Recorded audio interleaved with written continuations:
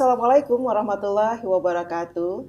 Sahabat Waalaikumsalam warahmatullahi Pesona TV wabarakatuh. Bangka di mana saja saat ini Anda berada. Senang sekali saya Isti Dewi hadir menemani Anda dalam program Pesona Talk Show. Kali ini bincang santai bersama institusi dan saya saat ini berada di kantor dinas, tepatnya DPA 3C SKB. Itu adalah Dinas Pemberdayaan Perempuan, Perlindungan Anak, kemudian administrasi kependudukan dan juga Pencatatan sipil. pencatatan sipil dan keluarga berencana di Provinsi Kepulauan Bangka Belitung. Kita ingin lebih dekat ya bersama institusi dan kali ini menuju ke kantor DP3 Aceh SKB. Seperti apa sih kesibukannya, kemudian apa saja rutinitasnya, kemudian apa yang menjadi tugas pokok, fungsi dan peran DP3 Aceh SKB ngomongin atau berbicara soal perempuan, anak, kependudukan, kemudian keluarga berencana. Nah, tepat saat ini saya sudah bersama dengan Kepala Dinas DPA 3C SKB, Bapak Asraf Suryadin. Halo Pak Asraf. Halo, Assalamualaikum warahmatullahi wabarakatuh. Waalaikumsalam Ya, warahmatullahi wabarakatuh. Apa kabar Bapak? Alhamdulillah. Senang sekali Ya, saya pagi ini ya, bisa ketemu dan ngobrol langsung dengan iya. Bapak. Sekian Oke. lama saya tahu Bapak cukup sibuk ya. Karena saat ini saya calling dulu, Bapak sudah sampai mana? Oh, masih ada di kota, masih belum jalan-jalan. Biasanya kan selalu dek. Makasih ya Pak Asraf. Iya, baik. Terima kasih, Bu. Oke Pak, kita pingin tahu sekilas saja Iya. nih ya tentang DPA 3C SKB setelah tepatnya 2 tahunan kalau nggak salah ya Pak, ada merger penggabungan dari kementerian gitu kayaknya Hmm. terkait dengan ini kan ada perempuannya, ada anaknya, ada pengendalian penduduknya, kemudian juga Ada ada dukcapilnya. penyadapan sipilnya, dukcapilnya, ada keluarga berencana. Iya, iya. Jadi ini kok ramai, saya agak-agak beribet juga kalau ngomongin DPA 3C SKB. Jadi berulang-ulang kali kalau kita harus Iya. ngobrolin tentang DPA 3C SKB. Nah, bisa Bapak ceritakan sekilas saja? Ya, terima kasih ini apa itu Pesona TV ya. Jadi kami di DP3 ACSKB ini saya hampir 1 tahun lebih lah ya, masuk tahun kedua ya. Ya insya Allah nanti semakin lebih baik kan, seperti itu. Nah jadi DP3 ACSKB itu waktu saya masuk itu saya perlu menghafal cukup lama juga lah ya, biar Percaya itu. biar lebih hafal ya Iya. gitu ya, biar lebih tahu ya Iya, gitu. iya. Kalau kita tahu dengan apa yang menjadi tempat kita bertugas ya insya Allah lah nanti kita akan lebih care lah ya seperti itu. Nah jadi DP3 CSKB itu yaitu Dinas Pemberdayaan Perempuan ya, Perlindungan Anak. Jadi itu ada dua ya, jadi perempuan dan anak ya. Tapi kalau ada masalah yang berkenaan dengan laki-laki juga ya boleh lah. Oke. Misalnya laki-laki mengalami kekerasan Betul, ya, siap. nah, bisa saja seperti itu. Nah kemudian administrasi ini kependudukan pencatatan sipil ya. Nah jadi masalah KTP ya itu juga melalui koordinasi kita ya. Masalah jumlah penduduk, masalah yang berkenaan dengan apa itu ini apa itu kartu identitas anak Oke, ya, iya. itu nanti kita koordinasi. Walaupun kita pada prinsipnya kalau yang sifatnya koordinasi ya, tapi yang melaksanakan eksekusinya ada di kabupaten kota. Nah, kemudian yang berikutnya ada pengendalian penduduk dan keluarga berencana.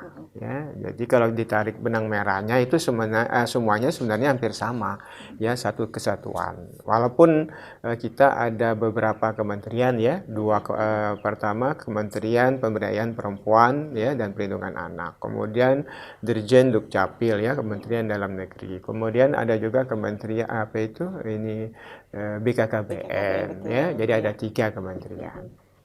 Nah, jadi dari 3 itu ya bergabung di sini ya alhamdulillah dengan jumlah ini pegawai itu lebih kurang 52 orang ya. Itu yang honorer itu ataupun yang kontrak itu berkisar sekitar 12 orang ya. Nah, sisanya berarti sekitar 40-an orang, 41 atau lebih kurang 41 yang PNS. Nah ini dari jumlah yang kalau menurut visi kita sangat terbatas ya. Nah tapi kita akan berusaha semaksimal mungkin agar per bidang itu bisa bisa melaksanakan fungsi mereka masing-masing.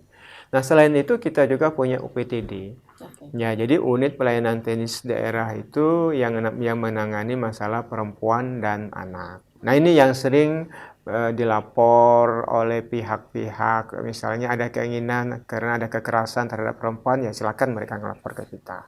Kekerasan terhadap anak, silakan mereka ngelapor ke kita. Nanti akan kita kita lakukan semacam ini nanti ya, membuat semacam berita acara proses pelaporan itu. Nah, kemungkinan nanti akan kita tindak lanjuti di kabupaten kota. Karena kabupaten kota juga punya hampir semua kabupaten kota sudah punya ya UPTD itu. Nah, apabila kasus-kasus masalah perempuan, masalah anak yang pelakunya ada di kabupaten kota, kemudian korbannya ada di kabupaten kota tersebut, maka yang menanganinya adalah pihak kabupaten kota itu.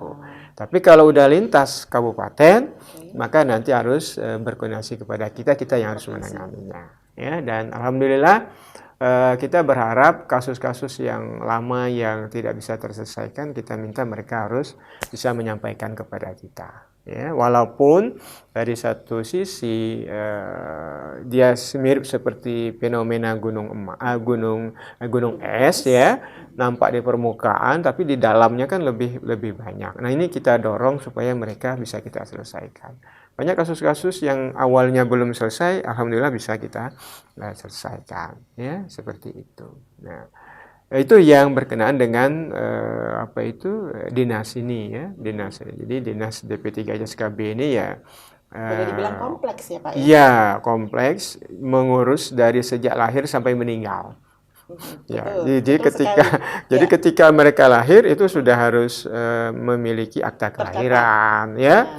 Nah, kemudian ketika meninggal, mereka juga harus punya akta kematian. Ya. Nah, jadi sangat kompleks, maka dari itu kita harus beramah tamalah dengan masyarakat, ya, agar masyarakat tidak malu apabila mereka membutuhkan pertolongan kita.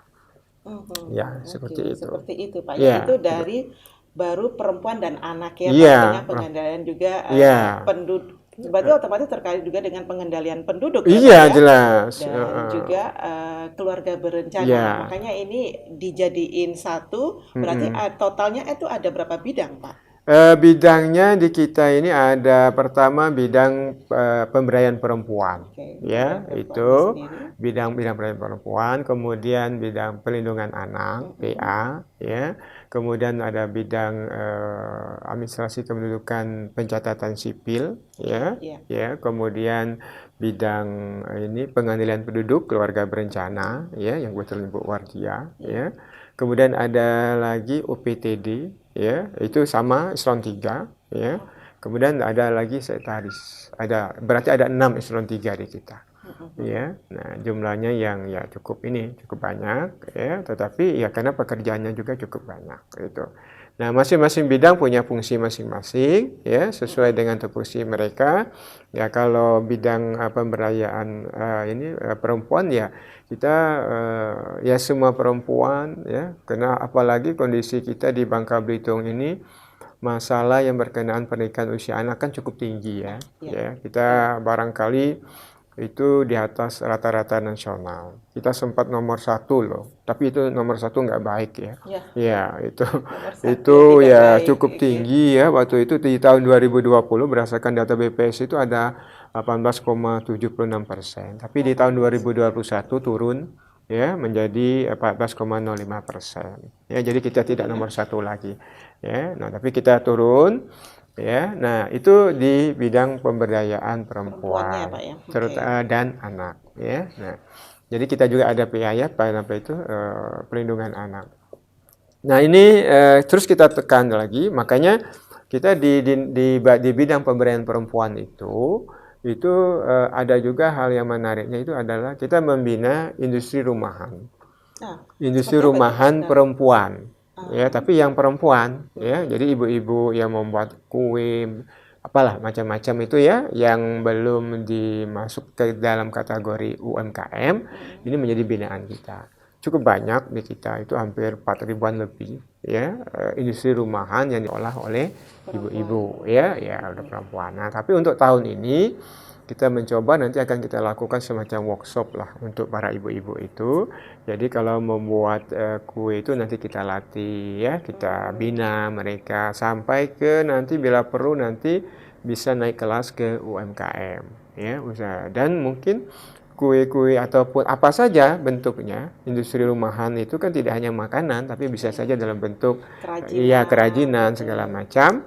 Ya, kalau dia berupa bentuk makanan mungkin akan kita olah dia menjadi sampai ke nanti arahnya bagaimana kalau industri rumahannya itu kalau dalam bentuk makanan bisa menjadi produk halal misalnya ya, kemudian menjadi kemasannya lebih baik misalnya ya, sehingga nanti mereka naik kelas. Nah untuk tahun ini kita coba nanti sekolah perempuan yang khusus menangani masalah industri rumahan. Jadi objeknya sudah jelas. Kebetulan kita punya data, ya kita punya data yang cukup banyak. Di situ ada alamat mereka, nama mereka, alamat mereka, nomor HP mereka, industri apa yang mereka lakukan, ya itu ada di bagian bidang pemberdayaan perempuan. Nah kalau di bidang anak tadi ya di bidang anak tadi ya kita menekankan masalah hal-hal yang berkenaan dengan yang berkenaan dengan tingginya pernikahan di usia anak. Makanya kita punya forum anak, baik di tingkat provinsi ya, baik di tingkat provinsi maupun di kabupaten kota kita punya forum anak. Bahkan untuk tahun kemarin, tahun 2022, alhamdulillah kita itu mendapat provinsi layak anak. Provinsi layak anak atau Propila itu dikarenakan kabupaten kota sudah menjadi kabupaten kota layak anak. Ya, nah karena kalau semua kabupaten kota layak anak maka provinsi otomatis menjadi provinsi layak anak. Ya, walaupun kelasnya mungkin tingkatannya mungkin ada yang masih di tingkat pratama, kebetulan masih ada dua. Ya. Jadi masih ada 2 kabupaten yang menduduki peringkat pertama itu, yaitu Kabupaten Bangka Barat dan Kabupaten Belitung.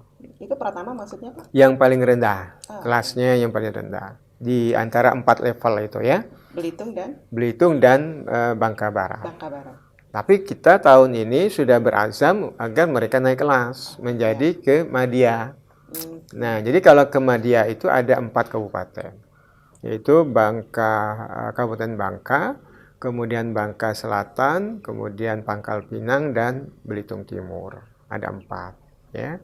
Nah, kemarin itu yang agak melejit itu yang dari Bangka Selatan. Ya, dari non KLA langsung naik ke Madya. Ya. Non KLA langsung naik ke Madya. Jadi melangkahi Pratama.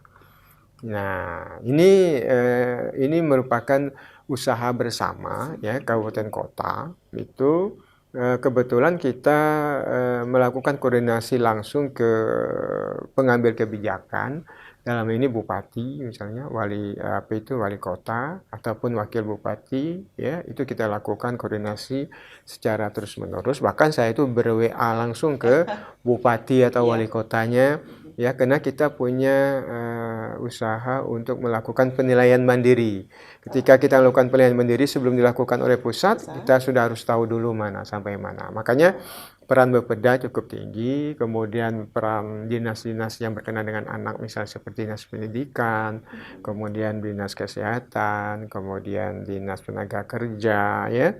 Nah itu kan kalau tenaga kerja kan nanti akan dipantau tuh anak, ada nggak anak yang bekerja di bawah umur misalnya.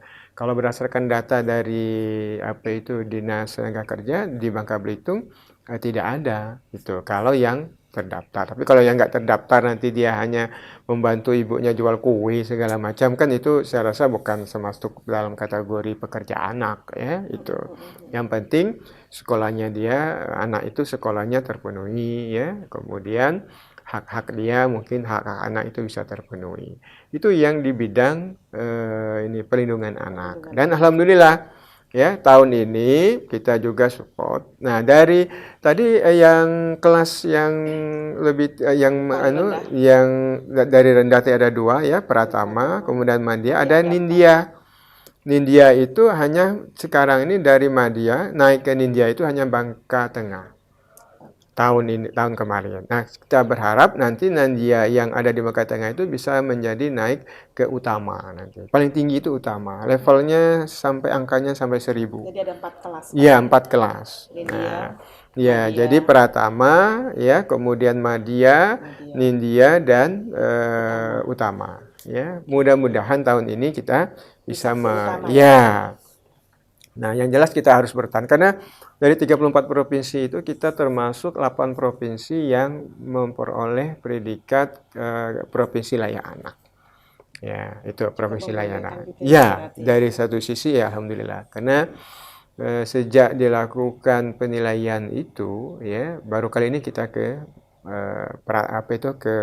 menduduki peringkat provinsi layak anak begitu.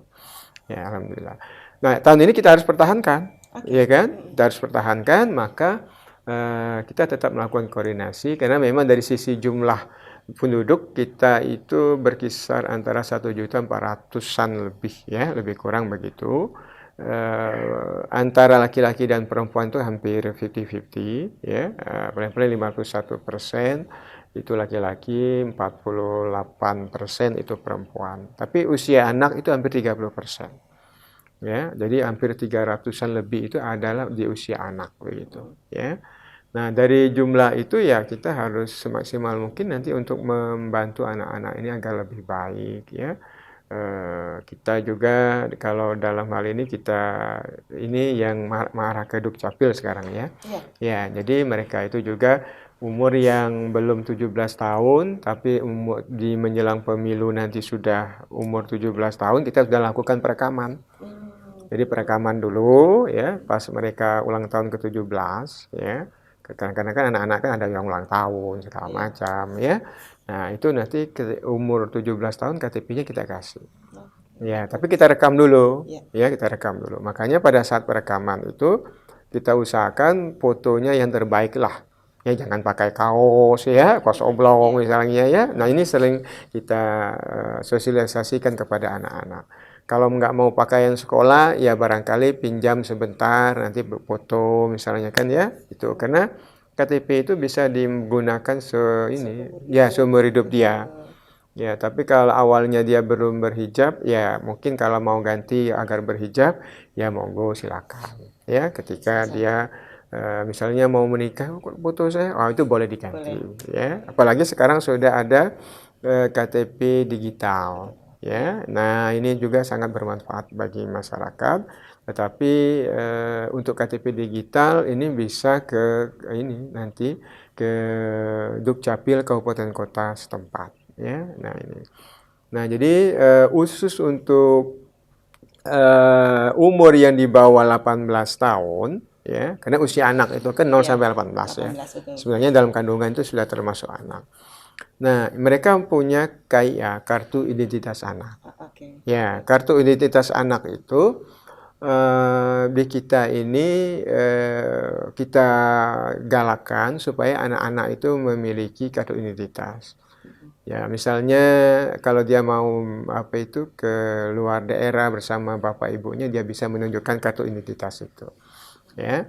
Dan bahkan di beberapa tempat, ya, di beberapa tempat kabupaten kota, termasuk kita di provinsi, membuat semacam kerjasama ataupun MOU dengan pihak misalnya seperti apotek, ya, poliklinik misalnya, ya, kemudian toko buku misalnya, ya. Jadi kalau mereka itu misal termasuk tempat taman hiburan, kalau punya kartu identitas anak itu dia bisa dapat diskon.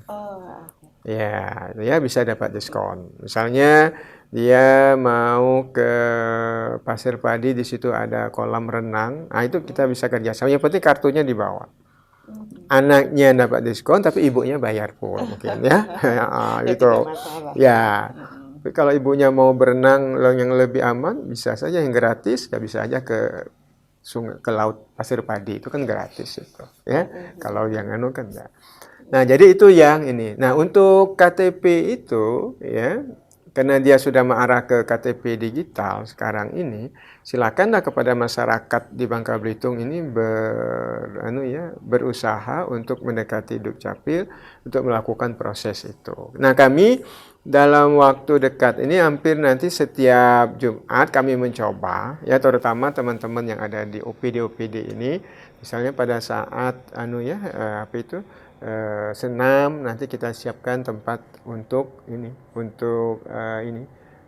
melakukan proses perubahan dari KTP yang biasa ya ke KTP dalam bentuk digital. KTP digital.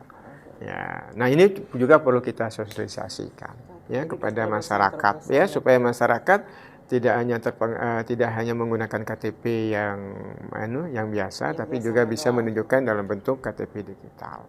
Ya, Oke. betul. Nah, kemudian untuk masalah Dukcapil ini, ya kita juga sekarang ada tuntutan agar pihak kabupaten kota itu, ketika mereka yang sudah meninggal itu nanti ada yang namanya akta kematian, kemudian nanti ada namanya buku pokok pemakaman. Buku pokok pemakaman Iya, dalam akta kematian. Iya, jadi misalnya di suatu desa ataupun suatu kelurahan ada yang meninggal, nanti melapor ke kita, nanti dicatat kematiannya. Ya, nah makanya kita juga sekarang ini harus berusaha bekerja sama dengan pihak penggali kubur juga kayaknya. Benar-benar cukup kompleks sekali Pak. Iya, nah jadi Lintas jadi koordinasi. kita udah mencoba agar kabupaten kota yang memiliki semacam ini ya, sudah tahu ada yang meninggal misalnya Iya, ya. Nah, kalau bisa diproses segera akta kematiannya. Setelah mereka dikuburkan, ya udah diserahkan akta kematiannya. langsung tercatat Pak Langsung ya. tercatat. Dari lahir sampai kematian. Iya, langsung tercatat. Nah, gunanya apa? Untuk siapa tahu nanti, karena masyarakat kita ini kan agak lengah juga kadang-kadang ngurusi hal-hal yang demikian kalau nggak terdesak ya. Nah, jadi nanti mereka sudah terdata. Kalau dia misalnya pensiun, nanti kan prosesnya kan segera cepat ya. Jadi ya berarti ditunjukkan seperti itu. Itu yang berkenaan dengan masalah Dukcapil. Nah, sekarang masalah pengadilan penduduk dan keluarga berencana. Ya, nah pengadilan penduduk dan keluarga berencana ini kebetulan kita juga banyak kegiatan ya. Kita juga bekerja sama dengan banyak pihak ya untuk memberikan informasi agar masyarakat kita itu pertama nanti ada hubungannya dengan pengendalian penduduk yang mengarah kepada pernikahan di usia anak. Ya, nah jadi nanti ada hubungannya, ada benang merahnya. Jadi kalau bisa karena berdasarkan peraturannya itu kan kalau perempuan itu kan menikah idealnya kan umur 21 tahun. Perempuan minimal. Ya, minimal 21 tahun. Kalau laki-laki 25 tahun, ya. Nah, kalau saya pas 25 tahun dulu menikahnya, ya kan? Jadi pas. Nah, tapi sebenarnya pengaruh pendidikan itu sebenarnya terhadap proses lamanya menikah itu kadang-kadang terpengaruh juga. Kalau dia sarjana kadang-kadang kan dia kan nanti baru nikah. Ya, kadang-kadang ya itu sampai S1, S2, S3 kadang-kadang ada yang belum menikah juga. Tapi itu kurang banu lah ya, tapi ya berusaha lah nanti dapat ijazah dengan ijab sah ya nanti. Nah, ijazah dan ijab sah. Ya, nah jadi masyarakat di desa ini penting ya, apalagi beberapa hari yang lalu kita juga kadang-kadang terkejut banyaknya mereka meminta dispensasi menikah. Ya, nah, dispensasi menikah. Ya, dispensasi menikah, tapi bukan di Bangka Belitung, ya di luar Bangka Belitung. Ya, cukup tinggi ya, begitu ya. Nanti kita itu walaupun memang ada, tapi nanti kita akan arahkan ya, kita lakukan sosialisasi. Kemarin kita udah melakukan sosialisasi misalnya pada saat upacara bendera di SMA, SMK ya. Kita lakukan jadi kita langsung turun ke sekolah-sekolah. Gunanya untuk apa? Ya gunanya untuk bisa memberikan pemahaman kepada anak-anak karena di SMA SMK itu usia mereka itu berkisar 17-18 kan. Betul. Ya. Nah, ini juga kan agak rawan ya itu.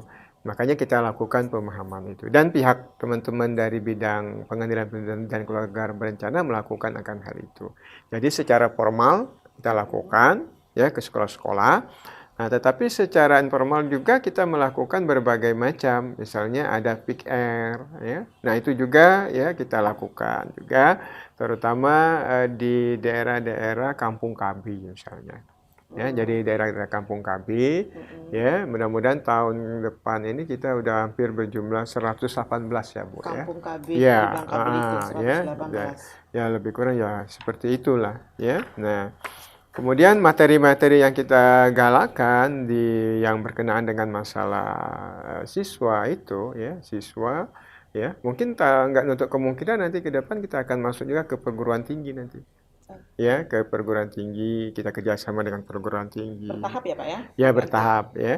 Nah, jadi materi-materi yang harus kita berikan misalnya tentang seks pranikah yang berakibat pada kehamilan misalnya, itu kita berikan pemahaman. Ya, mudah-mudahan itu tidak terjadi. Tapi kalau mereka menikah di usia anak itu mendapat dispensasi tapi bukan kena accident misalnya, ya, bukan kena kecelakaan dalam tanda petik, ya kita arahkan agar mereka menunda kelahirannya, ya, menunda kelahiran anak. Terkait lagi dengan pengendalian penduduk. Ya, ya, biar nanti dari sisi umur, karena penetapan perempuan di usia 21 tahun itu kan mungkin sudah berdasarkan riset barangkali ya. Dari sisi pinggul segala macam kan mungkin sudah diperhatikan betul. Nah, kemudian materi yang berkenaan dengan seksual berganti pasangan ya kita berikan ya, akibatnya seperti apa, kemudian aborsi ya dan seterusnya. Jadi mengarah kepada anak-anak. Bahkan kalau di salah satu desa di Bangka Selatan itu dia menerapkan ada yang namanya peraturan desa tentang perempuan dan anak. Bagi mereka melarang adanya pernikahan usia anak di dalam peraturan mereka itu.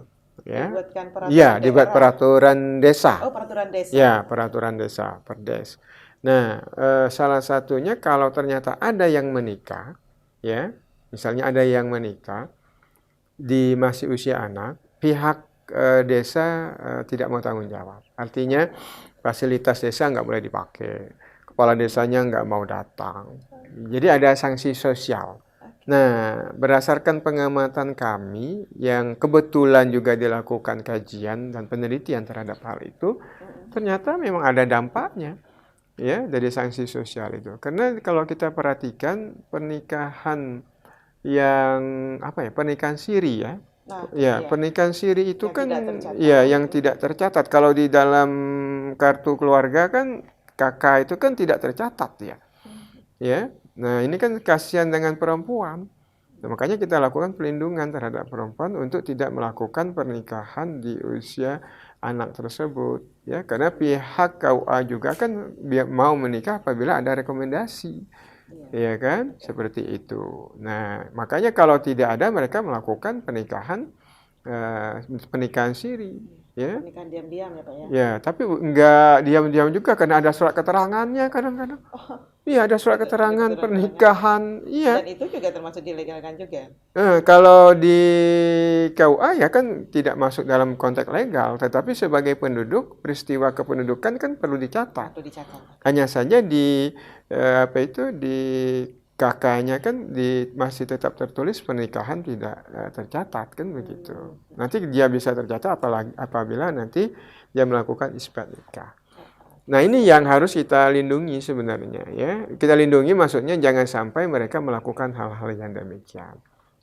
Ya, kita memberikan informasi segala macam. Nanti begini, ke depannya kalau anak itu dilahirkan, hak anak itu untuk memperoleh akta kelahiran terpenuhi misalnya, itu kan akan berdampak kepada keluarga yang berkualitas ya. Ya, keluarga yang berkualitas itu ya salah satunya hubungan suami istri itu dalam kondisi yang baik. Ya, ya kalau terjadi pertengkaran dalam keluarga itu yang biasa-biasa saja lah ya. Justru kalau nggak ada pertengkaran aneh juga ini keluarga kok diam aja kan misalnya kan pasti ada lah ya seperti itu. Tetapi tidak mengarah ke hal-hal yang perceraian ya, ini yang harus karena perceraian di kita ya mungkin ya cukup tinggi juga ya. Nah, ini juga akan menjadi perhatian buat kita juga ya, terutama di kalangan anak-anak yang pernikahannya itu mengarah kepada pernikahan di usia anak.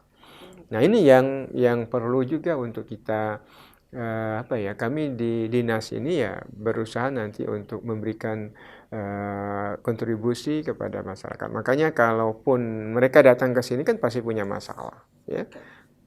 Terjadinya kekerasan dalam rumah tangga itu mereka ngelapor ke sini, ya buat kita kan usaha kita untuk membantu mereka menjadi lebih baik lagi ya. Tapi kalau nggak bisa ya mungkin ada jalan yang terbaik lah buat mereka ya. Nah, ini alhamdulillah kita lakukan ya. Dan kami dalam hal ini apabila terjadi terhadap kekerasan terhadap perempuan dan anak, kami pada prinsipnya sudah menyiapkan rumah aman juga sudah kita siapkan. Ada rumah aman.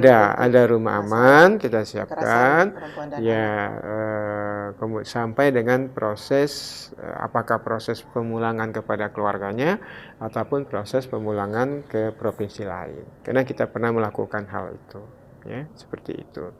Nah, jadi kegiatan-kegiatan kita ya, apalagi sekarang ini kita bermitra juga dengan DPRD juga, ya. Kita juga berharap DPRD bisa memberikan kontribusi juga ya terhadap pencerahan kepada masyarakat yang ada di kabupaten kota, terutama yang berada di desa-desa. Nah, kalau kita secara bersama-sama, secara berombongan ya melakukan hal yang sama, ya mudah-mudahan generasi berikutnya akan lebih baik. Karena sumber daya manusia itu kan dia tidak hanya dimulai dari sekarang, sebenarnya sudah harus dimulai dari keluarga. Ya, keluarganya baik, pendidikannya juga baik, ya kemudian nanti ke depannya juga insya Allah akan menjadi lebih baik. Ya, untuk menjadi keluarga yang utuh itu kan tidak hanya butuh waktu, tapi juga harus membutuhkan pemahaman sesama antara anggota keluarga. Seperti itu. Wah, menarik sekali ya, Pak Asam, kalau kita ngobrolin masalah perempuan, anak, kemudian pengendalian penduduknya sendiri, catatan sipilnya sendiri, akhirnya menuju ke keluarga yang berkualitas tadi, keluarga berencana. Dan juga korelasinya ataupun hubungannya perannya dengan mitra, baik itu pemerintah daerah ataupun juga masyarakat, itu saling bersinergi. Kita nanti akan berbincang lebih dalam lagi tentang sinergi keluar dan ke dalamnya seperti apa DPA 3 CP. Jangan kemana-mana ya Pak ya. Kita akan break dulu sebentar.